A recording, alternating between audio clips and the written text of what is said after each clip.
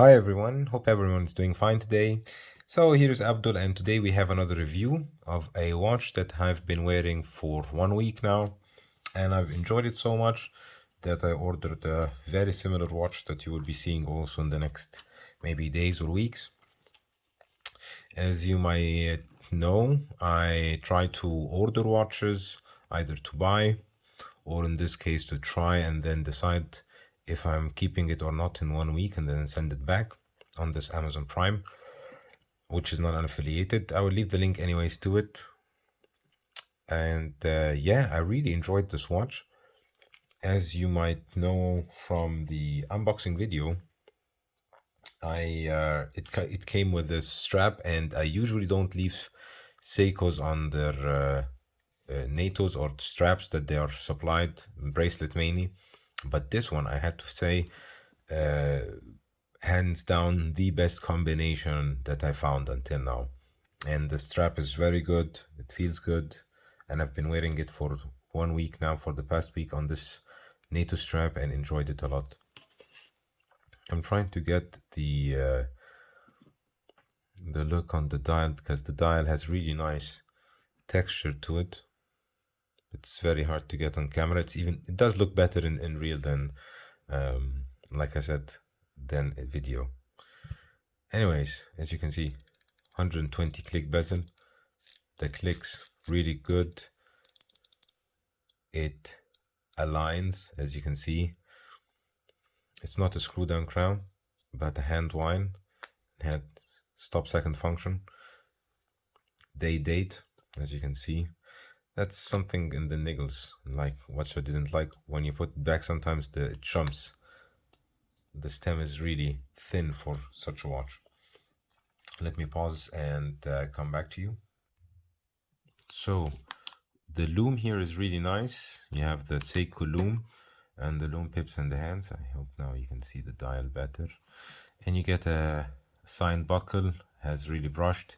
The case is brushed, looks really good, matches with the whole aesthetics of the watch.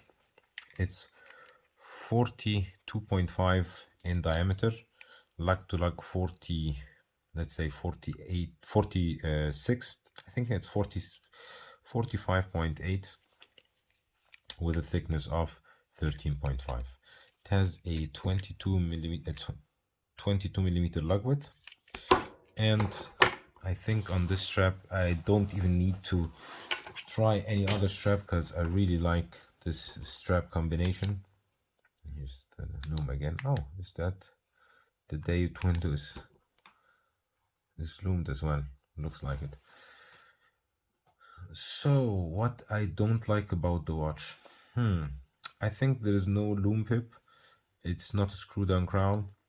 As I said, the case shape, everything, the feel of the watch is really good, and that's why I actually ordered the GMT version of this one. But you will see it hopefully in the next few weeks. And yeah, let me just change the hands so you can see.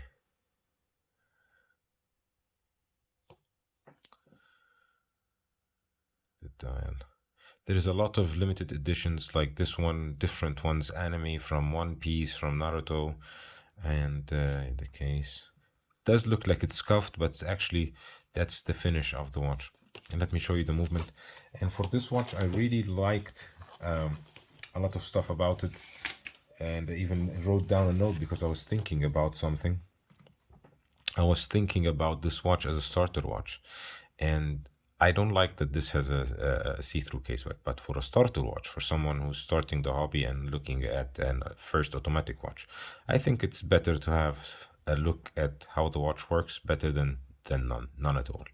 But I think Seiko should, and please write me in the comments if you agree, make a pro version of this watch, like an SKX with a screw down crown, the ISO certification, the Loom on the inside of the bezel.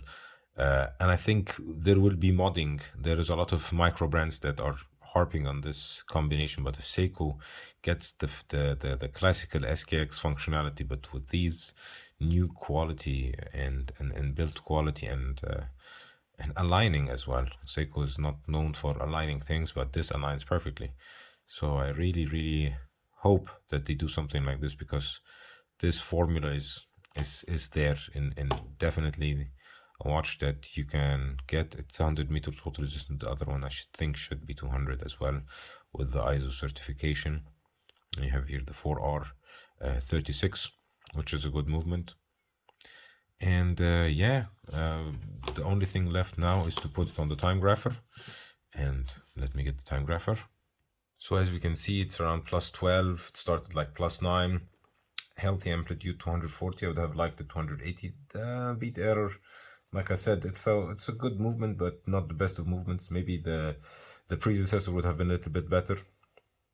As you saw, also running at 21,600 vibrations per hour. And let me pause. So I put the watch on a Bond Nato strap that I had from the Tudor time, and it actually looks quite nice as well, I have to say, with the gray and black contrast. Really nice. Could even leave it like this for the rest of the day before I stand it on Monday back. Yeah, it looks really nice. So just to conclude, I really like this Seiko S model. The reference number is, sorry about that, don't even have the reference number on hand, and I just write it in the description. I write it also in the title of the video, but like I said, there are so many now reference numbers that you just lose in translation. But I really like this combination of gray and gray with this sandblasted or blasted finish. The only thing, like I said, the crown looks a little bit weird and also doesn't match with the color of the sandblasting, but it matches with the bezel. Other than that, definitely a great watch if you are looking to add a fun diver to your collection. If you're not getting the GMT, this one is really nice. I really like it. Anyways, leave your comments in the comment section if you have any questions about this watch or any other watch. Always invitation to like, subscribe. By the way, I have 17.1 centimeter wrist. So as you can see on my wrist, it does look quite symmetrical, not too big, not too small.